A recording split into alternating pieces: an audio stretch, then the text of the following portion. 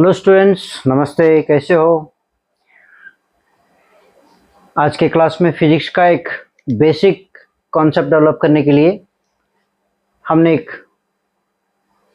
जो सिलेबस में नहीं है तो भी सिलेबस को जो सपोर्टिव टॉपिक है हमने वो पढ़ाना स्टार्ट किया है। आज का टॉपिक मेन टॉपिक है मैथमेटिकल टूल फॉर फिजिक्स बोल के। मैथमेटिकल टूल फॉर, ठीक है, मैथमेटिकल टूल फॉर फिजिक्स। ये सीरीज में ऑलरेडी 5 वीडियो हो चुका है। ये 6th वीडियो है, वीडियो 6th, ठीक है। तो 6th वीडियो में एक इंटरेस्टिंग टॉपिक हम पढ़ने जा रहे हैं जो ज़्यादातर स्कूल मतलब कॉलेज स्कूल में आप लोग इसके बारे में सुने हैं लेकिन पढ़े नहीं, क्योंकि आजकल जो टेक्नोलॉजी बढ़ गया, टेक्नोलॉजी बेसिस सारे इंस्ट्रूमेंट हम यूज़ करने लगे, तो उसी लिए फिजिकली हम यूज़ करके कोई भी काम करने का कम हुआ है। तो आज का टॉपिक बहुत इंटरेस्टिंग आपको लग रहा होगा। कौन सा टॉपिक हम पढ़ने जा रहे हैं? जो प्रीवियसली हम पढ़े थे मैथमेटिकल आइडेंटिटीज, उसके बाद क्वाड्रेटिक इक्वेशन, बाइनोमियल थ्योरम, उसी तरह ट्रिग्नोमेट्री, और उसी तरह आज का एक इम्पॉर्टेंट टॉपिक है जो ये इम्पॉर्टेंट टॉपिक क्यों है? ये इम्पॉर्टेंट टॉपिक इसलिए है, जिस ज़माने में कोई इंस्ट्रूमेंट नहीं था उस टाइम में भी ये जो आज का टॉपिक यूज़ करके बड़े बड़े जो प्रॉब्लम्स थे वो सिंपल फॉर्म में सॉल्व करने का एक मेथड हमको मिल गया था। जो पर्सन हमें दिया, हम उनको हम ऋणी रहना चाहिए, क्योंकि वो ज़माने में उनका माइंड इतना तेज था, उन्होंने इतना कंट्रीब्यूशन किया, जो वही उनका ही प्रिंसिपल यूज़ करके आज के बहुत सारे इंस्ट्रूमेंट डिज़ाइन किया है, ठीक है। तो आज का टॉपिक हम ज़रूर पढ़ना चाहिए, वो हमें बहुत हेल्प करता है। कहाँ पे हेल्प करता है? न्यूमेरिकल सॉल्व करने में। बड़े बड़े जो डाटा रहता है, मतलब बिग नंबर्स रहते हैं, वहाँ पे मैथमेटिकली सिंप्लीफाई करना थोड़ा कठिन है, जो डिफ़िकल्ट है, तो वो सिंप्लीफाई करने के लिए आज का टॉपिक जो है ना हम यूज़ करते हैं। तो आज का टॉपिक क्या है आपको मालूम हो रहा होगा। आज का टॉपिक है लॉगरिदम। आज का टॉपिक हम पढ़ने जा रहे हैं लॉगरिदम, ठीक है। लॉगरिदम, ये लॉगरिदम हमको पढ़ना क्यों है? ये लॉगरिदम इसलिए पढ़ना है क्योंकि ये लॉगरिदम टेक्निक जो है ना, हमें जो भी मैथमेटिकली जो कॉम्प्लिकेटेड सम्स मैनिपुलेशन है, मतलब सिंप्लीफिकेशन मेथड है, वो सिंपल फॉर्म में करने के लिए हमको बता देता है, ठीक है। आप एक एग्जांपल ले लो। कुछ डाटा है, समझो यहाँ पे कुछ डाटा है 90909। अगर इसका पावर हम लेके, इसका पावर कुछ छोटा है तो हम कर सकते, जैसा कि हम छोटा एक फॉर एग्जांपल के लिए ले लो 2 टू दी पावर यहाँ पे 2 है, समझो, हम डायरेक्टली लिख सकते हैं इसका आंसर 4। और 2 टू दी पावर 3 है तो इसका आंसर हम लिख सकते हैं क्या है? इसका आंसर हम लिख सकते 8। 2 टू दी पावर अगर 4 है तो हम इसका आंसर भी लिख सकते कि 16 है, ठीक है। अब आगे भी हम इसी तरह हम लिख सकते, कहाँ तक लिख सकते? जहाँ तक हमें इजी लगता है। एग्जाम्पल के लिए ले लो, यहाँ पे 2 टू दी पावर कुछ ऐसा रहा 2.3 ऐसा रहा, तो इस केस में हम इसका मतलब जो भी पावर है उसका वैल्यू पाना थोड़ा मुश्किल ही होता है, ठीक है, मुश्किल होता है।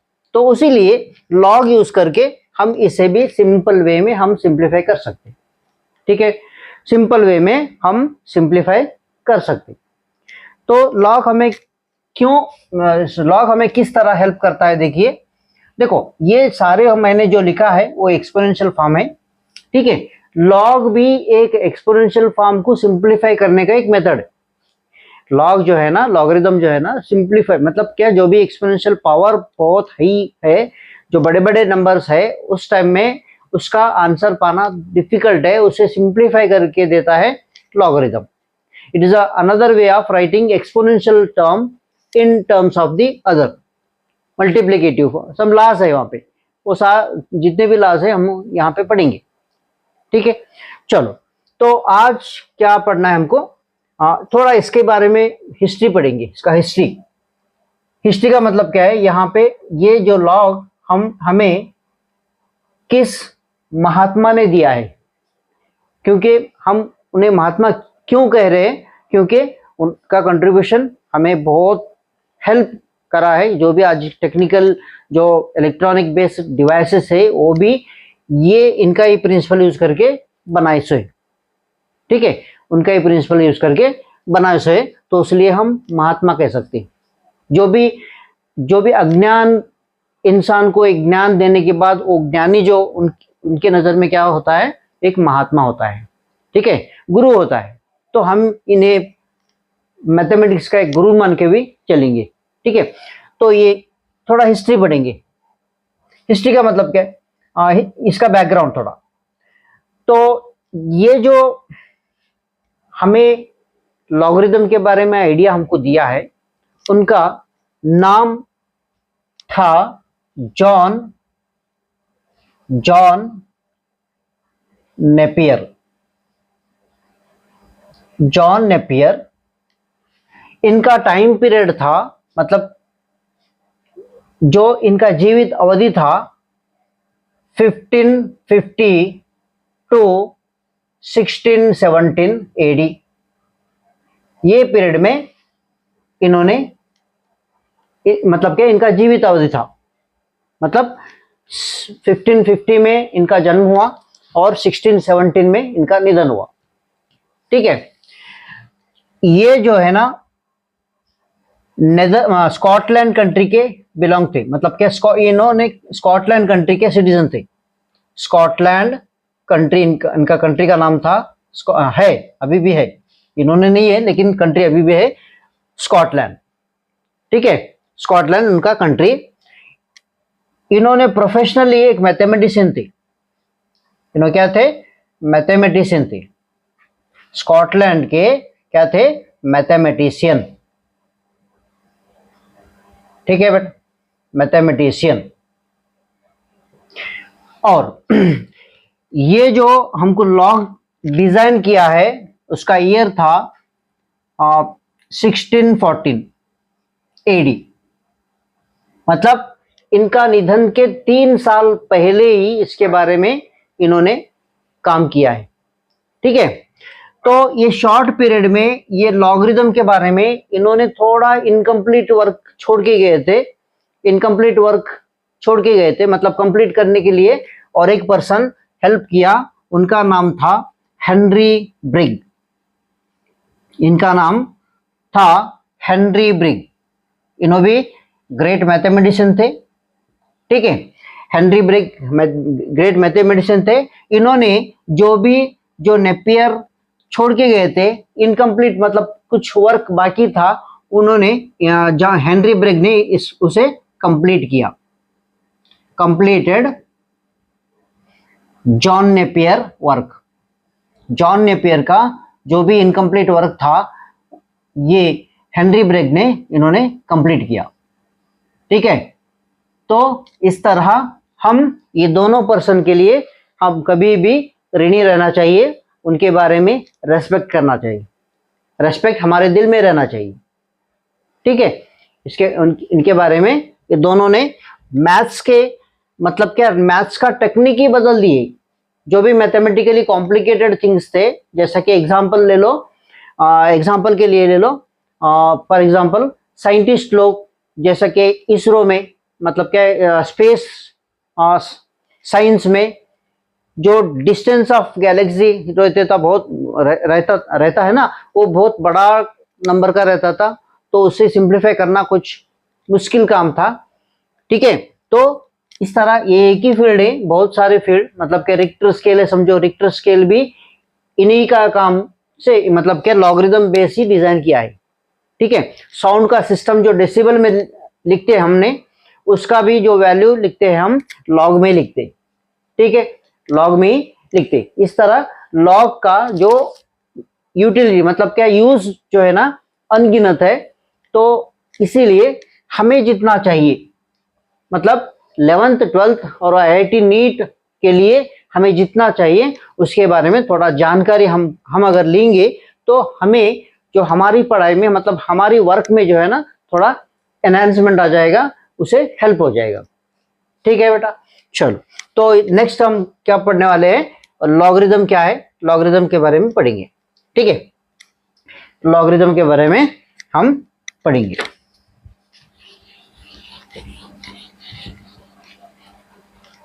ये छोटा सा बैकग्राउंड मतलब क्या इसका हिस्ट्री आप सदैव याद रखना चाहिए, क्योंकि किसी का भी कंट्रीब्यूशन अगर वर्क हमें याद रहा तो वर्क का वैल्यू हमको कभी भी एक रेस्पेक्टेबल रहता है। ठीक है, तो अब लॉग क्या होता है, लॉग क्या होता है और व्हाट इज लॉग, हाँ लॉगरिदम क्या है, लॉगरिदम क्या है, हम इसके बारे में भी डेफिनेशन भी लिखेंगे। लॉगरिदम क्या है, it is the way of writing, it is the way of writing,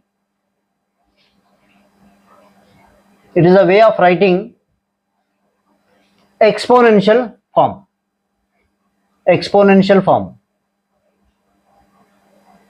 ठीक है, एक्सपोनेंशियल फॉर्म मतलब क्या है, जो भी एक्सपोनेंशियल फॉर्म में जो बिग डाटा रहता वो सिंपल फॉर्म में लिखने का एक वे है।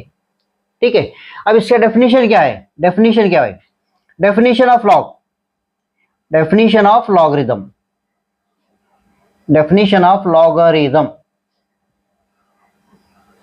ठीक है, डेफिनेशन क्या बताता है, डेफिनेशन यहां पे क्या बताता है, देखो इफ, देखो यहां पे if a and m, a and m ये दोनों क्या है, are positive real numbers, positive real numbers.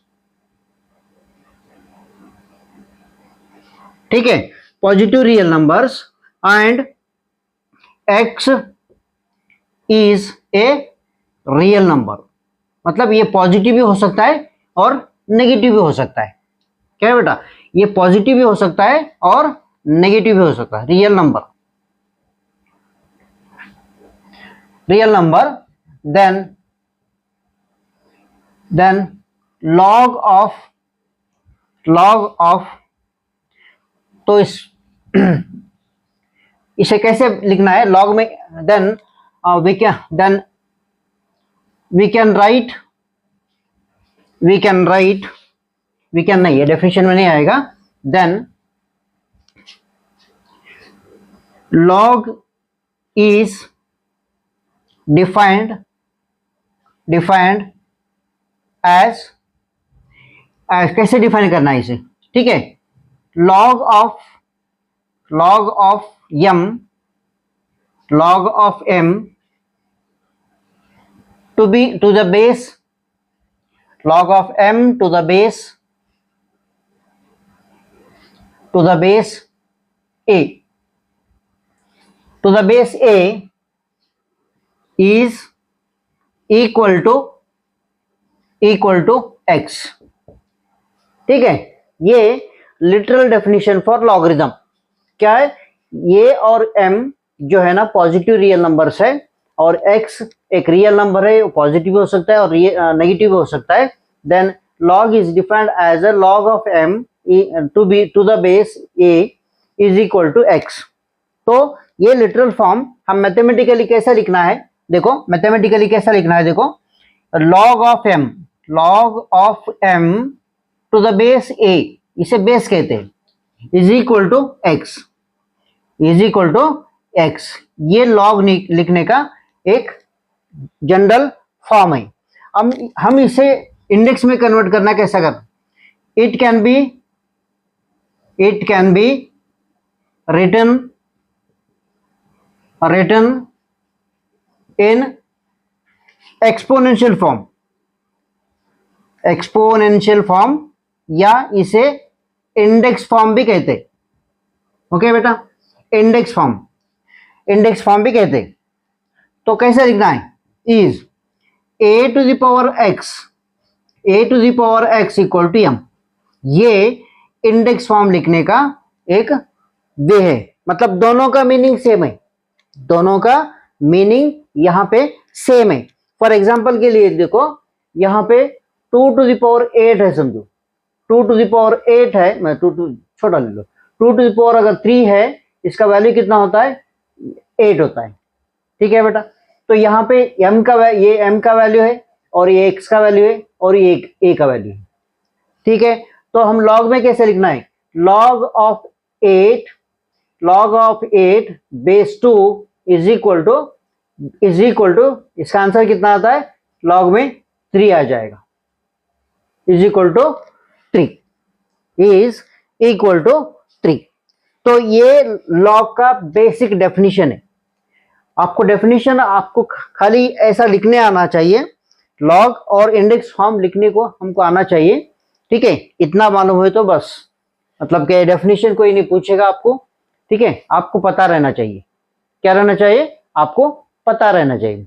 अब नेक्स्ट हम क्या पढ़ेंगे, ये बेसिस पे, लॉग बेसिस पे थोड़ा इंपॉर्टेंट वैल्यूज है जो लॉगरिदम का वैल्यू हम डायरेक्टली न्यूमेरिकल सॉल्व करने में डायरेक्टली लिख सकते।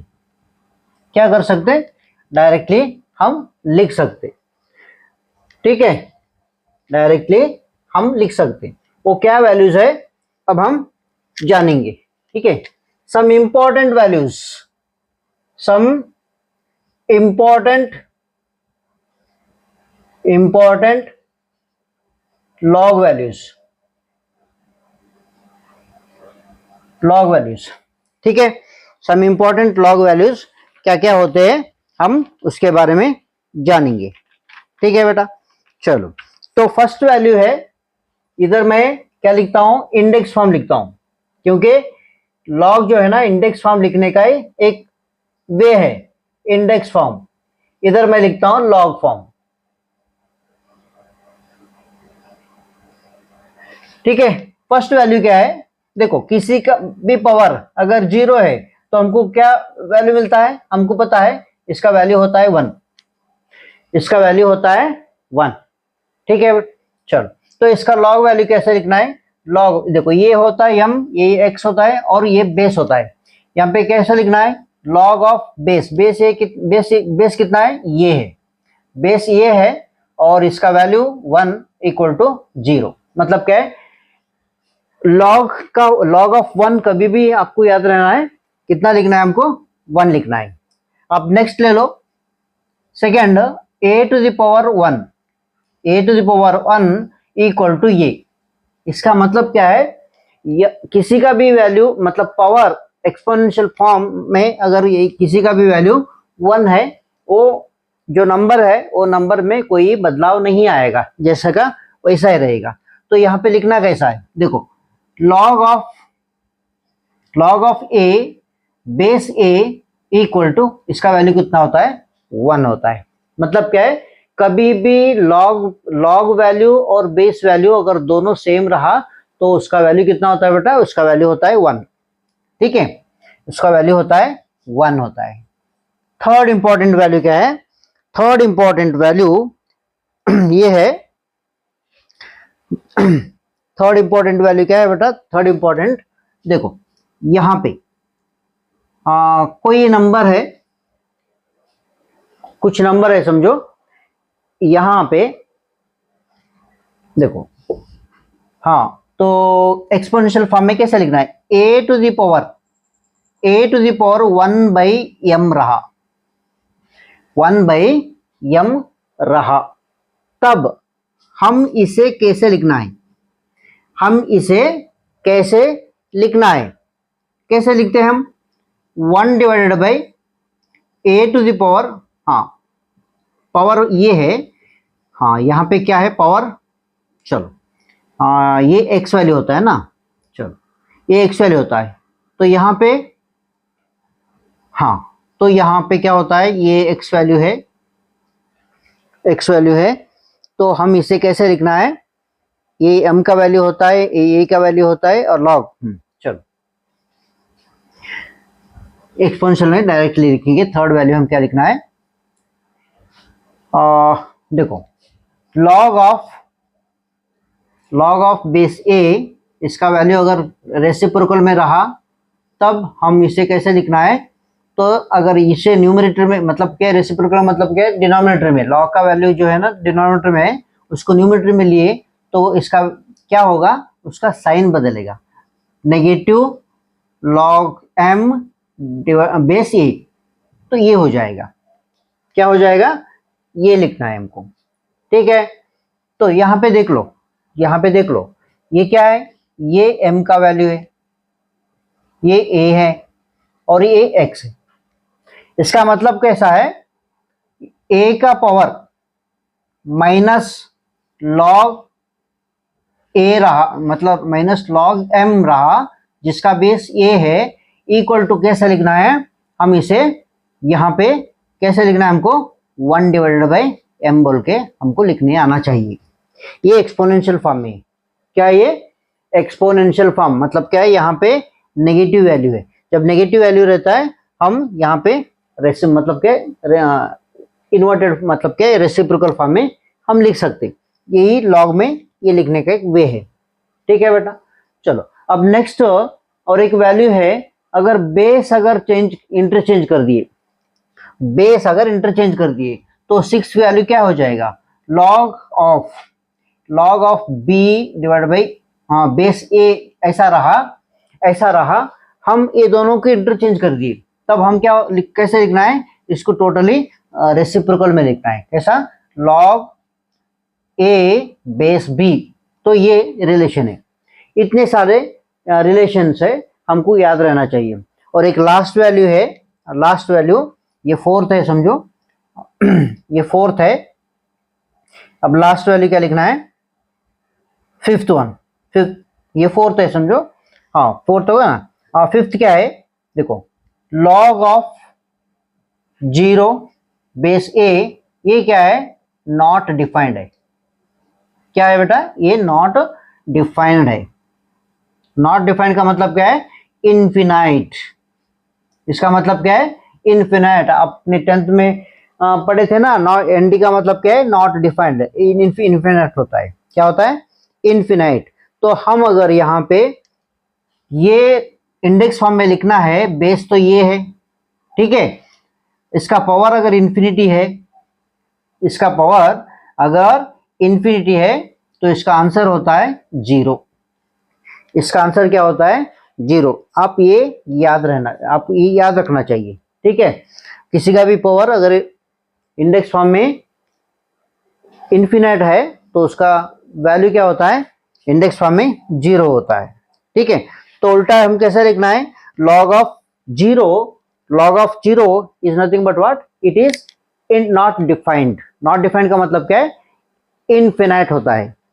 ठीक है, अब नेक्स्ट टॉपिक हम पढ़ने जा रहे हैं, लॉज ऑफ लॉगरिथम। ये इंपॉर्टेंट लॉज का मतलब क्या है, रूल्स है जो हम लॉगरिथम में वो रूल्स यूज करके जो भी मैथमेटिकल सिंप्लीफाई करते टाइम में वो रूल्स हम यूज कर सकते हैं। ठीक है, फर्स्ट लॉ, हाँ नेक्स्ट हेडिंग लिख लो आप, laws of logarithm, laws of logarithm,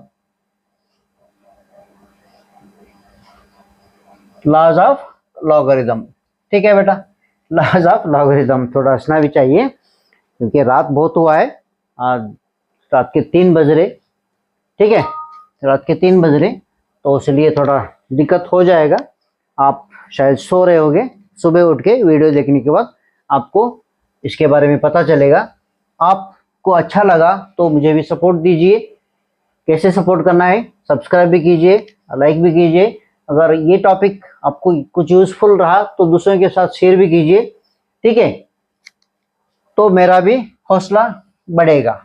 तो laws of logarithm, first law क्या है बेटा, फर्स्ट लॉ जैसा हम इसे रूल्स भी कह सकते हैं। रूल्स भी कह सकते हैं, rules of logarithm. First rules क्या है? प्रोडक्ट रूल बोलते हैं, जिसे हम प्रोडक्ट रूल बोलते हैं। ठीक है, प्रोडक्ट रूल बोलते हैं, या conversion of multiplication two plus. जो भी डाटा मल्टीप्लिकेटिव फॉर्म में हम प्लस फॉर्म में लिख सकते। यहाँ पे मैं शॉर्ट में लिख लिया। ठीक है, तो यहाँ पे देख लो, यहाँ पे m और n दोनों मल्टीप्लिकेटिव फॉर्म में है। कैसे? ये दोनों मल्टीप्लिकेटिव फॉर्म में है। हम इसे लॉग अप्लाई कर दिए, लॉग बेस ए ही ले लेंगे। ठीक है, ठीक है, तो हम इसे ऐसे लिख सकते, log of m to the base a plus log of n to the base e। मतलब क्या है? LHS साइड में ये दोनों मल्टीप्लिकेटिव फॉर्म में है, और ये RHS साइड में हम ऐसे लिख सकते, प्लस फॉर्म में लिख सकते, जो आंसर में कोई बदलाव नहीं आ जाएगा। ठीक है, आंसर में कोई बदलाव नहीं आएगा। ठीक है बेटा, चलो तो एक एग्जांपल देखना है, तो आपको एग्जांपल अगर देखना है, देखो यहाँ पे एक एग्जांपल ले लो, लॉग ऑफ m का वैल्यू 100 ले लो, n का वैल्यू 10 ले लो। m का वैल्यू 100 ले लो, n का वैल्यू 10 ले लो। बेस a ही लिखो। तो हम इसे सेपरेट कैसे लिख सकते? m का वैल्यू कितना है? 100 है। m का वैल्यू कितना है? 100 है, और base a plus log base a, इसका वैल्यू कितना है? 10 है। तो हमको पता है, हमको क्या पता है?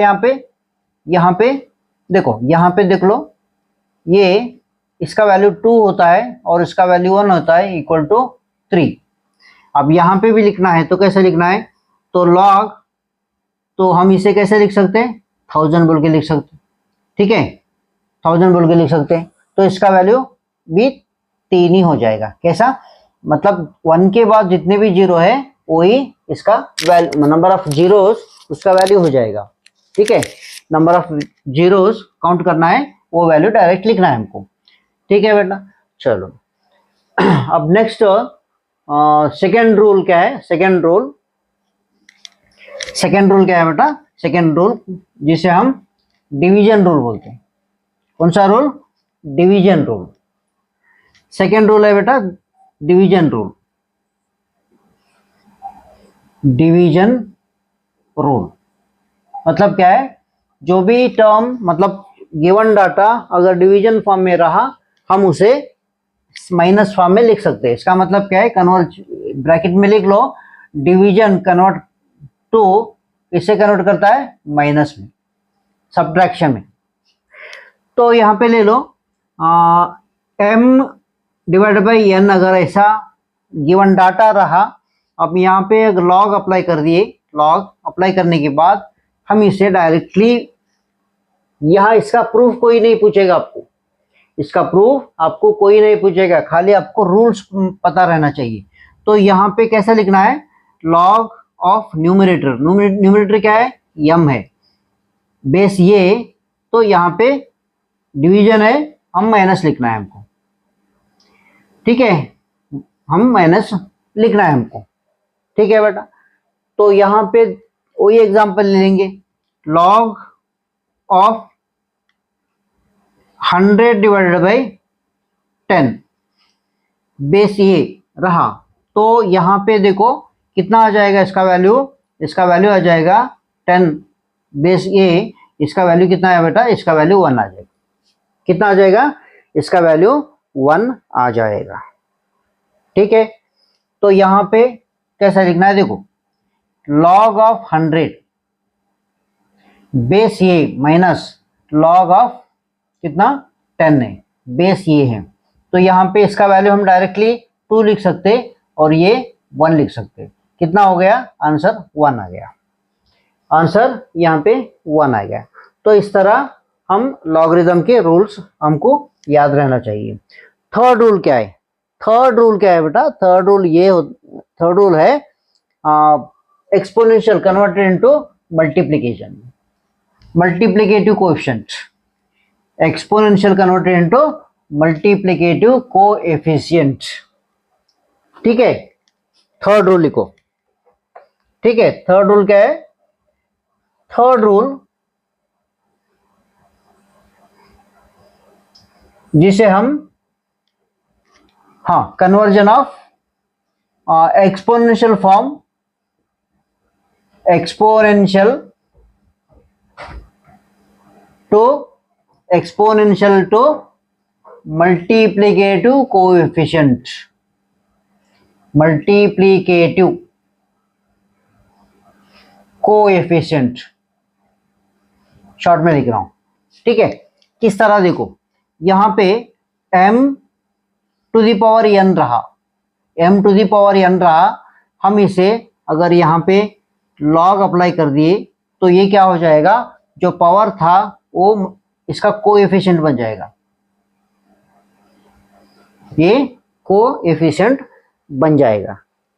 ठीक है, तो यहां पे इसका अगर वैल्यू लिखेंगे कितना आ जाएगा, देखो एग्जांपल के लिए देखो, log बेस ये 2 टू दी पावर 3, ठीक है, 2 टू दी पावर 3 रहा, तो यहां पे कितना आ जाएगा इसका वैल्यू, इसका वैल्यू कितना आ जाएगा बेटा, इसका वैल्यू, ठीक है, इसका वैल्यू कितना आ जाएगा, 8 है,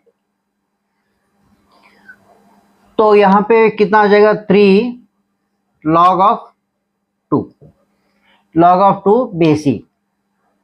ठीक है, अब 8 का वैल्यू देख के देखो यहाँ पे मैं log में देखता हूं, देखो log ऑफ 8 कितना आ जाएगा, log of 8, logarithm table open कर लो आप। इस तरह लॉगरिथम का टेबल आपके पास रहना चाहिए, जब तक आपको प्रैक्टिस नहीं हो जाएगा, इसका यूज आप करते गए तो आपको परफेक्शन आ जाएगा, आप में परफेक्शन आ जाएगा। तो इसलिए तो लॉग का टेबल आपके पास रख लो जब तक यहाँ ये वीडियो देखते। तो log 8 का वैल्यू कितना है, देखो बेटा यहाँ पे log 8 का वैल्यू क्या होता है, log 8 का तो वैल्यू डायरेक्टली हमको नहीं मिलेगा, तो उसे 80 समझो, कितना समझना है हमको, 80 समझो, 80। ठीक है,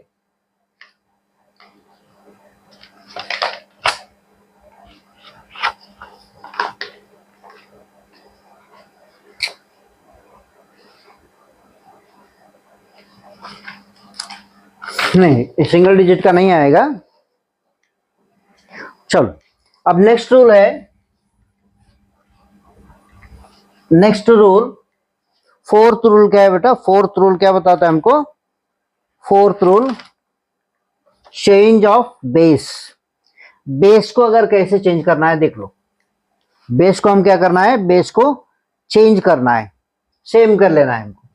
देखो यहां पे लॉग ये फोर्थ रूल है, ठीक है, ये फोर्थ रूल है। फोर्थ रूल क्या बताता है, rule for change of base, rule for change of base. यहाँ पे अगर बेस b है, यहाँ पे m है, हमको नॉर्मली क्या आना चाहिए, हमको नॉर्मल a आना चाहिए, तब यहाँ पे a लिखो to the power log of m, और यहाँ पे b a लिखो, ये पावर यहाँ पे जो बेस है ये डिनोमिनेटर में आ जाएगा। ठीक है, तो ये मतलब ये फोर्थ रूल हमको मतलब फिजिक्स में ज्यादा यूज नहीं हो जाएगा, यूज नहीं होगा, जहां पे मैथमेटिक्स में डिफरेंशिएशन इंटीग्रेशन मतलब के टोटली कैलकुलस पार्ट में ये यूज का इसका यूज बहुत है, इसका यूज बहुत है। ठीक है, चलो तो उसके बाद और एक टॉपिक पढ़ लेंगे, और टॉपिक का नाम है, वो टॉपिक का नाम है कॉमन लॉग, कॉमन लॉगरिथम। ठीक है, कॉमन लॉगरिथम। कॉमन लॉगरिथम के बाद हमको क्या पढ़ना है, कॉमन लॉगरिथम के बाद हम जो प्रैक्टिकली लॉग यूज करने में नेक्स्ट स्टेप वही है। ठीक है, तो कॉमन लॉग किसे कहना है, कॉमन लॉगरिथम, कॉमन लॉगरिथम किसे कहते हैं हम, कॉमन लॉगरिथम किसे कहना है, कॉमन लॉगरिथम जिसे कहते हैं जिसका बेस 10 रहता है, जिसका बेस 10। ओके, तो यहाँ पे मैं शॉर्ट में लिखता हूँ जिसका बेस 10 का मतलब क्या है, लॉग बेस 10 कुछ भी वैल्यू रहा समझिए हम, तो कॉमन लॉग में बेस 10 अगर है तो जनरली वो ओमिट करते, मतलब क्या है, नहीं लिखते, डायरेक्टली लॉग एम बोल के लिखना है। जहाँ पे बेस नहीं रहता है हम जनरली हमको याद रहना चाहिए वो बेस क्या है, 10 है। बेस क्या है बेटा, 10 है। ठीक है। हाँ, अब इसके बाद क्या पढ़ना है हमको, स्ट्रक्चर ऑफ लॉगरिथम, मतलब लॉगरिथम का स्ट्रक्चर किस तरह रहता है, लॉगरिथम जो नंबर रहता है ना किस तरह रहता है, structure of logarithm, structure of logarithm किस तरह रहता है। देखो स्ट्रक्चर मतलब क्या है, लॉगरिथम में दो पार्ट रहता है, लॉगरिथम में क्या रहता है, दो पार्ट रहता है। कौन सा पार्ट, लॉगरिथम में दो पार्ट रहता है। कैसा, यहाँ पे अगर डेसिमल पार्ट है, डेसिमल है, डेसिमल के लेफ्ट साइड में जो रहता है इसे कहते हैं कैरेक्टरिस्टिक्स, कैरेक्टरिस्टिक्स। और डेसिमल के जो बाद में रहता है जिसे कहते हैं मेंटिसा, मेंटिसा। ठीक है, जो हम टेबल से, हम डायरेक्टली टेबल से, टेबल रेफर करके, मतलब क्या मेंटिसा क्या होता है वो भी मैं आपको बता देता हूं। ठीक है, तो इतना आपको याद रहना चाहिए। अब नेक्स्ट टॉपिक में ये बताता हूँ कैरेक्टरिस्टिक्स कैसे लेना है और मेंटिसा भी कैसे लेना है। इसके बाद में, इसके बाद के जो सेकेंड पार्ट में, मतलब यही कंटिन्यू लिए तो बहुत बड़ा वीडियो हो जाएगा, तो इसलिए दो पार्ट में मैं डिवाइड कर रहा हूँ, स्प्लिट कर रहा हूँ। ठीक है बेटा, ओके, थैंक यू।